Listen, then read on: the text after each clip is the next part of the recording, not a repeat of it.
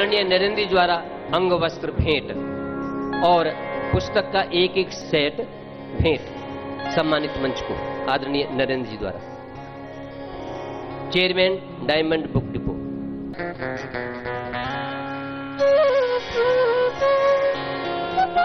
द्वारा मंच का सम्मान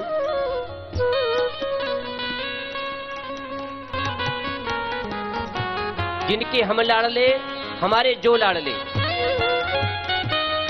सदैव जो घास में से भी जड़ी बूटी निकालते हैं और एक शोधक है और संजीवनी वटी तक जिनका गहन अध्ययन, स्वाध्याय और मनन हमको जीवन प्राण दिया है आपने, ऐसे हमारे पूज्यपाद आचार्य बालकृष्ण जी महाराज के चरणों में सादर सेवा, सादर निमंत्रण, कृपया आए और अपना पाथरी हमें दें।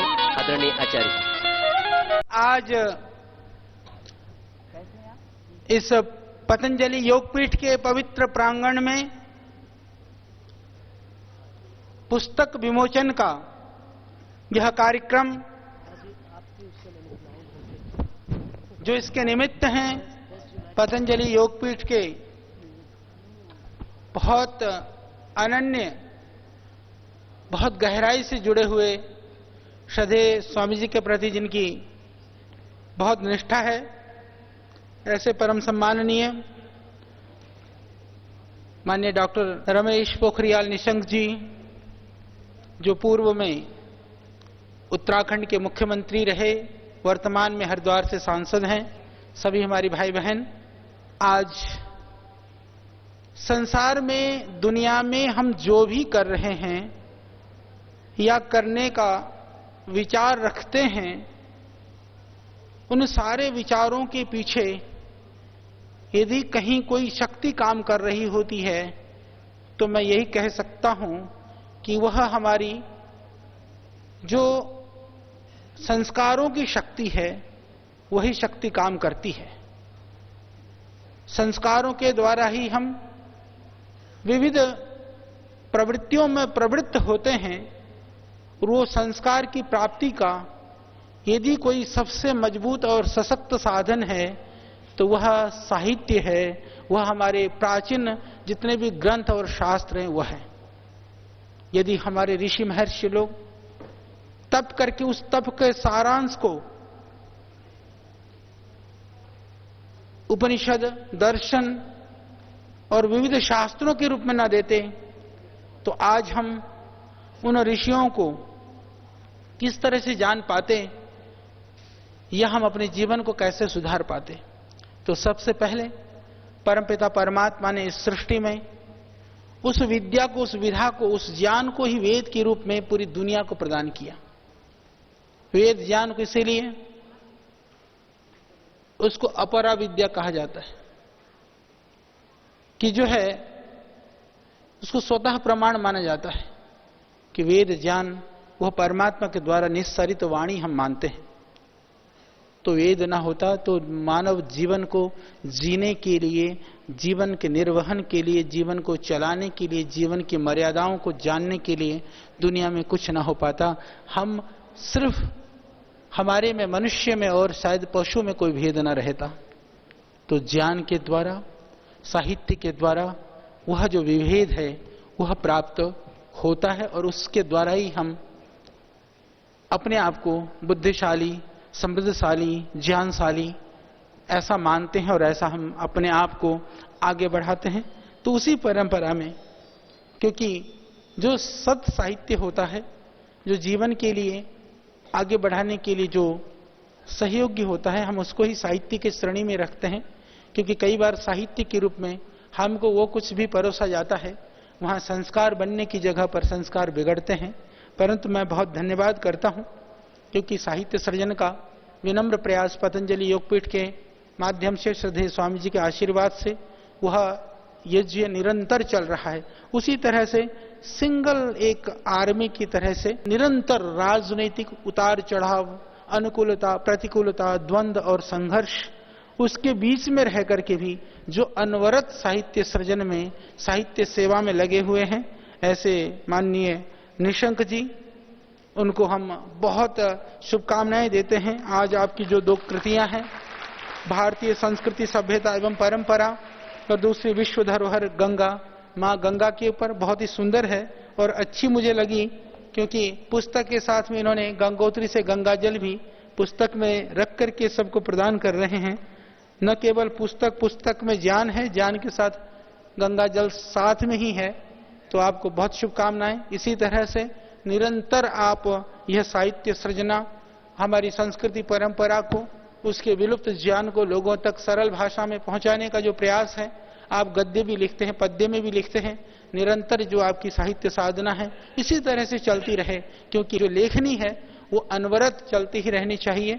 क्योंकि दुनिया में मैं ऐसा मानता हूं, कीर्ति यस्य स जीवति, तो कीर्ति में, क्योंकि बिल्डिंग, भवन, पद, प्रतिष्ठा, मुख्यमंत्री कितने थे, कितने आए, वो थोड़े समय के बाद लोगों को याद रहे या न रहे, निशंक जी जैसे अपनी लेखनी और अपने कृतित्व के द्वारा बाद में भी याद रखे जाएंगे और लोगों के जीवन में प्रेरणा प्रदान करते रहेंगे। यूं तो अभी भौतिक रूप से भी बहुत लंबे समय तक अभी बहुत कुछ करना है, सामाजिक, राजनीतिक, विविध क्षेत्रों में आप काम करेंगे भी, परंतु इसके बाद में भी लोगों के मन और भावनाओं को आप प्रकाशित और आलोकित करते रहेंगे।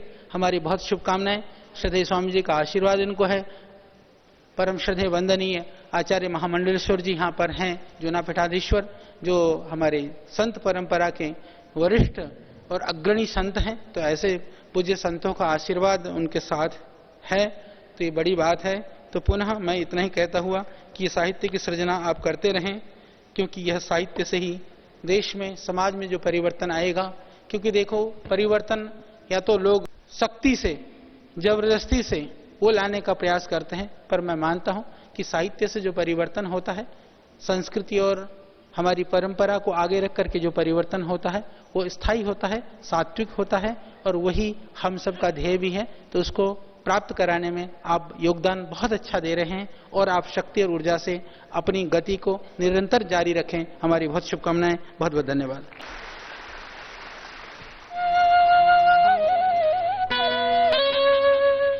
पूज्य स्वामी जी का उद्घोष, हम तो स्वामी दयानंद के बांके वीर सिपाही हैं, हम तो स्वामी दयानंद के बांके वीर सिपाही हैं, जिस पथ वैदिक लोग चले हम तो उस पथ के राही हैं। हाथों में बंदूक वेद की लेकर हरदम चलते हैं, संपूर्ण विश्व के अंदर क्रांति। हाथों में बंदूक वेद की लेकर हरदम चलते हैं, मंत्र गोलियों की बौछारें करते हुए निकलते हैं। न्याय के पथ से हटे कभी ना, हम इतने उत्साही हैं, हम तो स्वामी दयानंद के बांके वीर सिपाही हैं। पूज्य स्वामी जी की अट्टहास हंसी और एक लक्ष्य क्या? एक लक्ष्य ये, जिस दिन वेद के मंत्रों से धरती को सजाया जाएगा, उस दिन मेरे गीतों का त्योहार मनाया जाएगा। जिस दिन मदिरा के सौदाई तन के चोर नहीं होंगे, ये संकल्प स्वामी जी का। जिस दिन मदिरा के सौदाई तन के चोर नहीं होंगे, जिस दिन काले बाजारों में रिश्वतखोर नहीं होंगे, जिस दिन सच कहने वालों के दिल कमजोर हो नहीं होंगे, जिस दिन भूखे बच्चों को भूखा न सुलाया जाएगा, उस दिन मेरे गीतों का त्योहार मनाया जाएगा। ऐसे पूज्य स्वामी जी, उनके चरणों में कोटि कोटि प्रणाम। हमें अपना पाथी दें पूज्य स्वामी जी। पहले तो भाई मंच संचालक के लिए जोरदार तालियां बजा दो। ये भी ढूंढ के लाए, छांट के एकदम। निशंक जी की जो है चॉइस, एक बार जोरदार तालियां हो जाए इनके लिए, रोहतास जी के लिए। बड़े यशस्वी और वक्ता जिस संदर्भ में बोल रहा है, उस संदर्भ में प्रामाणिकता के साथ युक्तिपूर्वक अपनी प्रस्तुति दे, तो इसका बड़ा कौशल होता है। और कौशल सब जगह चाहिए। हमारा बोलना भी कौशलपूर्ण होना चाहिए। हमारी खेती, हमारा व्यवहार, हमारा व्यापार, संसार में हम जहां भी रहें, वह हम कुशलता के साथ उस कार्य का संपादन करें। और यही तो योग है, योग कर्मसु कौशलम। रोहतास जी के लिए शुभकामनाएं। और आज की इस ऐतिहासिक और गरिमापूर्ण समारोह में जिन्होंने अपने आशीषों से सबको अभिषिंचित करके अनुग्रहित किया है, ऐसे हमारे संन्यास परंपरा के गौरव, हमारी ऋषि परंपरा के गौरव मूर्त रूप जूना पीठाधीश्वर आचार्य महामंडलेश्वर पूज्य महाराज श्री को हम सब की ओर से बहुत बहुत प्रणाम। हम जब अभी पिछले दिनों मध्य प्रदेश में उज्जैन महाकुंभ में थे, तब मैं बोल रहा था महाराज देखो नाम चाहे दो हो सकते हैं, तात्पर्य दोनों का जो राम है वही अवधेश है। तो महाराज जी ने ऐसा इस बार प्रसंग रखा कि महाराज जी पहले कथा करते थे और फिर हमको आधा आधा हमने समय विभक्त किया हुआ था कथा में। और तो महाराज जी कहने लगे महाराज आप योग ही करवाते रहना, आगे से कथा मत करना। विनोद भी उन्होंने कहा, मैंने कहा नहीं कोई खतरा नहीं है कथाकारों के लिए। खैर तो पूज्य महाराज श्री से हमारा बहुत विनोद होता रहता है और उनमें भगवान ने कई प्रकार की उच्चता दी है। उनकी हाइट भी 6 फीट से लंबी है। आजकल इसका बहुत बड़ा क्राइसिस है। 6 फीट के इंसान एक लुप्त होती प्रजाति है, उसके एक नमूने महाराज जी।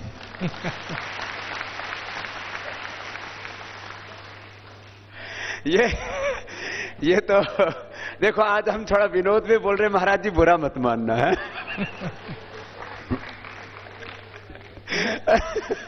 तो ये तो इनके व्यक्तित्व का एक हिस्सा है। अब इन लोगों ने कि हम आपसे छोटे ना लगे इसलिए नीचे हमारे एक तख्ता रख रखा है, जब आप आए तब इसको हटा दिया जाए। नहीं तो लोगों को भ्रांति हो सकती है। खैर महाराज श्री में देह की विभूति, यह भी भगवान का अनुग्रह होता है। आपका देह दर्शनीय हो। महर्षि स्वामी दयानंद सरस्वती का लगभग 7 फीट की उनकी हाइट थी। इतना बलवान शरीर था कि 2 सांड लड़ रहे थे और दोनों के सींग पकड़ के दोनों को अलग कर दिया। कितना बलशाली था वो सन्यासी। सामने शेर आया और उसको भी जो है धाड़ मारी तो वो भी भाग गया। 2 गुंडे आए कि इस बाबा का आज काम तमाम करना है, ये बहुत पाखंड का खंडन करता है। तो जो है नदी के किनारे बैठ के तपस्या कर रहे थे।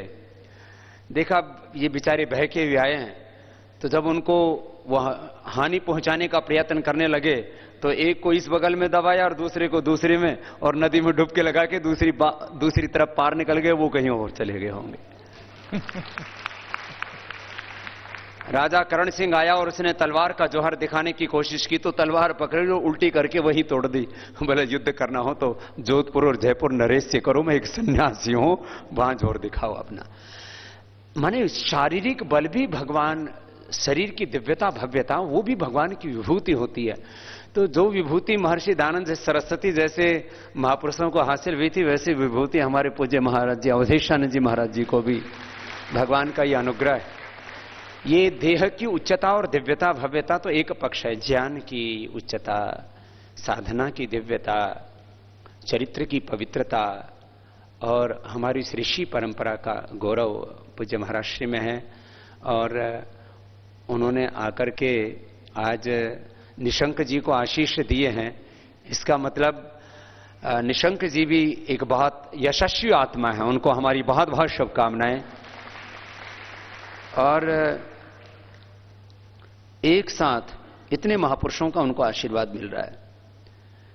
श्रद्धेय आचार्य बागशन जी, उनका एक व्यक्तित्व का रूप अधिकांश कोई एक रूप हमारा बहुत प्रखरता के साथ समाज के सामने पहुंचता है। श्रद्धेय आचार्य श्री बहुत बड़े बड़े कार्यों को कैसे मूर्त रूप देना, जो वेद की ऋचा है, स्वीन कृतना सम्मदेत, तो उनका प्रबंधन, उनकी रचना धर्मिता और उनके भीतर ज्ञान की विराटता, ये बहुत से पक्ष जो है समाज को पता है। लेकिन श्रद्धेय आचार्य श्री स्वयं भी एक बहुत अच्छे लेखक और एक बहुत अच्छे कवि भी हैं। इस बार उसका भी श्रद्धेय आचार्य श्री के जन्मदिन पर सबको उस रूप का भी दर्शन हुआ। तो एक तरफ पूज्य महाराज जी का आशीष, दूसरी तरफ श्रद्धेय आचार्य श्री जैसे मनीषी का उनके ऊपर निरंतर अनुग्रह रहता है। वैसे हम भी उनसे बहुत प्रेम करते हैं, निशंक जी से, लेकिन हमारा प्रेम कभी कभी उन पर बरसता है। श्रद्धेय आचार्य श्री का निरंतर बरसता रहता है, क्योंकि वो ये हरिद्वार जनपद के सांसद भी हैं। तो जो ये पतंजलि योगपीठ है, यहां के संसदीय प्रतिनिधि भी हमारे वही है। और मात्र वो एक सांसद ही नहीं है, वो अनेक बार मंत्री और मुख्यमंत्री नहीं रहे हैं। वो सचमुच उनमें बहुत विलक्षण गुण हैं। और जैसा कि मुझसे पूर्व सभी वक्ताओं ने उनके संदर्भ में कहा है, वो दिव्य गुणों की खान है और इस उत्तराखंड ही नहीं हमारे भारत की शान है। बहुत बहुत आशीष है उनके लिए।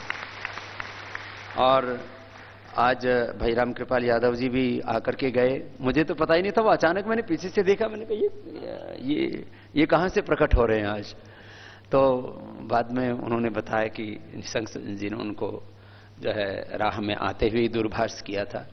और हमारे यहाँ भारतीय संस्कृति में कहा जाता है जगत क्या है, बोलो अग्नि सोमात्मकम इदम जगत।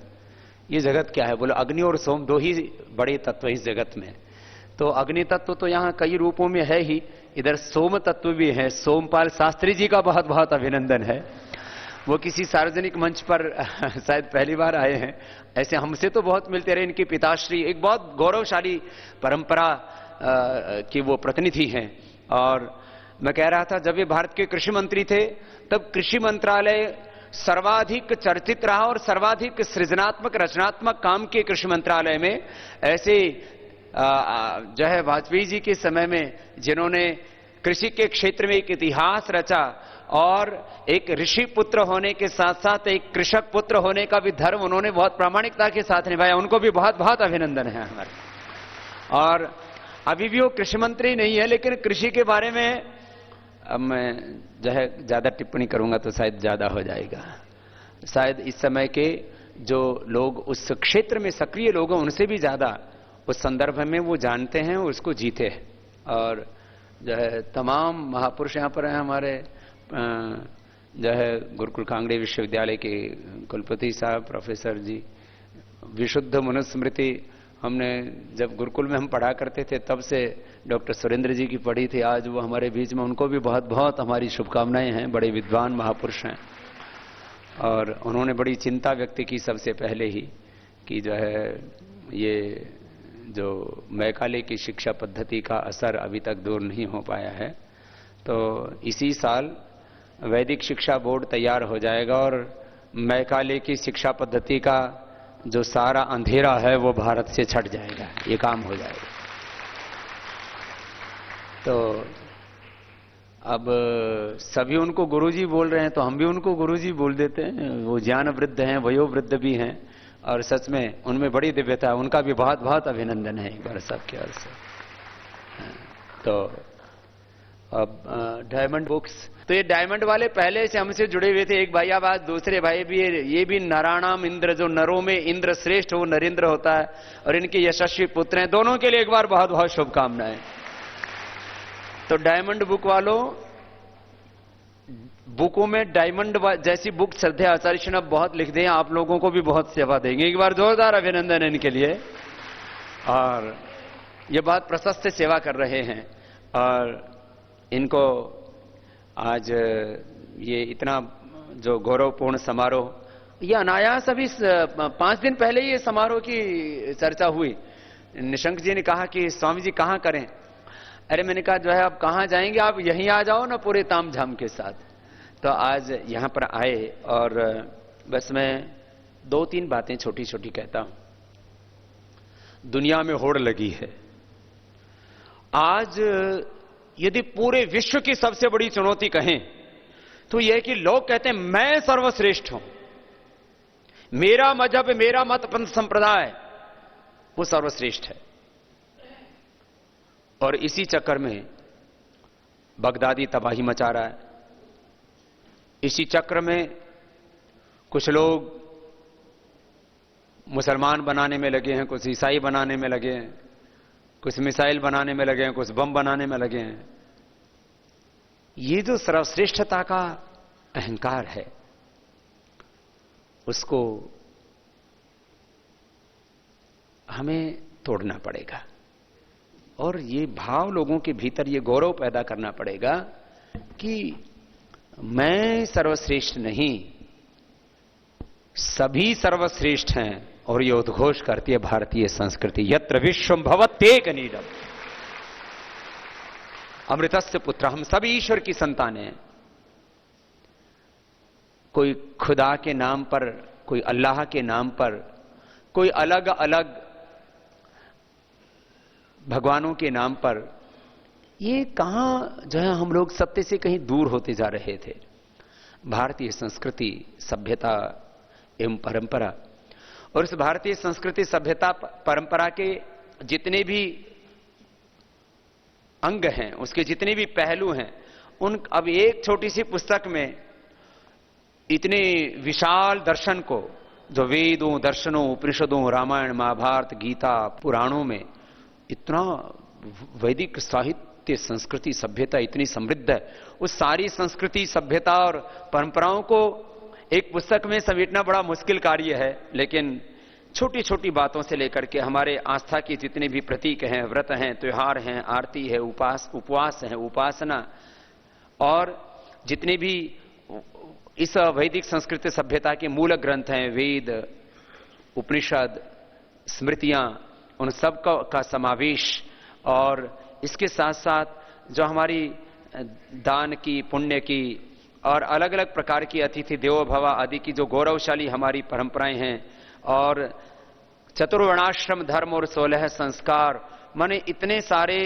सत्यों का समावेश एक पुस्तक में करना एक बहुत चुनौती बड़ा दायित्व था, और उसको बहुत ही गौरव के साथ निभाया है आदरणीय डॉक्टर हमारे रमेश पोखरियाल निशंक जी ने। एक बार जोरदार अभिनंदन उनके लिए सबकी ओर से।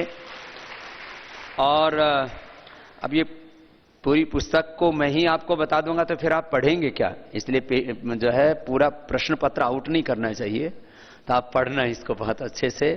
और ये विश्व धरोहर गंगा, आप लोगों की जानकारी के लिए गंगा को लेकर के बहुत प्रश्न उठे थे। उस समय मनमोहन सिंह जी की सरकार थी और हमने 600 जिलों में एक साथ गंगा के लिए आंदोलन शुरू किए थे। गंगा रक्षा मंच बना, फिर गंगा के ऊपर कई तरह की राजनीति होने लगी, और अब तो गंगा की सौगंध खाने वाले हमारे देश के प्रधानमंत्री स्वयं गंगा जी के इस कार्य के लिए प्रतिबद्ध हैं। हमें बहुत गौरव होता है। लेकिन उस समय जब एक बहुत बड़ा प्रश्न और बहुत बड़ी चुनौतियां थी जो है गंगा के लिए, तो उस समय हमने गंगा रक्षा मंच के माध्यम से इस कार्य को मूर्त रूप दिया। 600 जिलों में हमने आंदोलन शुरू किया, और उस समय गंगा को राष्ट्रीय धरोहर के रूप में आदरणीय उस समय के प्रधानमंत्री जी ने घोषित किया।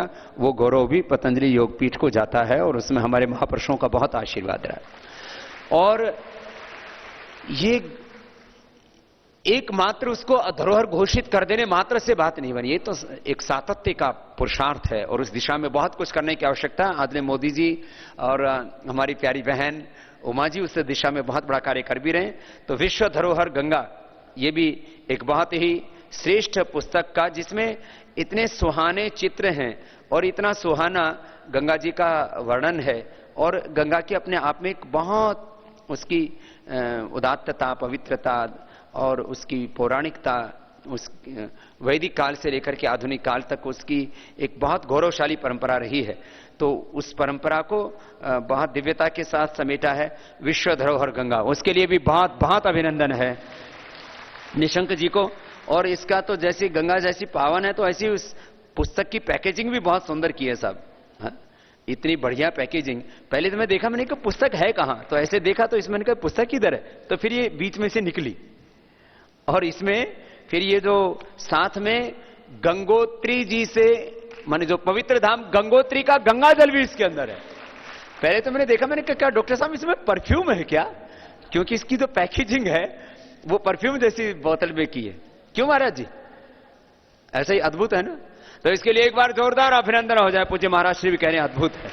तो मैं आज क्योंकि 5 दिनों से आप लोगों के बीच में ही था और आज हमारे सब अधिकांश कुछ ब्रह्मचारियों के पाठ इस समय चल रहे हैं, उनको छोड़ करके बहुत ब्रह्मचारी भी आज इस उत्सव में सम्मिलित हैं। बहुत से साधक जो पूरे देश भर से आए हुए थे वो भी सम्मिलित हैं, हरिद्वार के भी प्रतिनिधि इसमें सम्मिलित हैं। तो आज पूज्य महाराज श्री को सुनने के लिए विशेष उत्सुकता सबकी है। तो महाराज जी का आशीष अधिक मिले, इसलिए मैं अपनी बात को अधिक विस्तार न देता हुआ इतना ही कहूंगा कि यह भारतीय संस्कृति, सभ्यता और परंपरा की अविरल धारा जो 1,96,08,53,118 वर्षों से निरंतर अविरल बहती हुई हम तक पहुंची है, उस धारा को हमें और ज्यादा प्रखर बनाना है। और ये सत्य है कि भारतीय संस्कृति, सभ्यता, परंपरा सार्वभौमिक है, वैज्ञानिक है और वो स्वयं में सेक्युलर भी है। उसमें कोई पंथ का आग्रह नहीं है, बस एक सत्य पथ का आग्रह है। ऐसी संस्कृति को बहुत गौरवान्वित किया निशंक जी ने। बहुत बहुत उनको बधाई, बहुत बहुत शुभकामनाएं।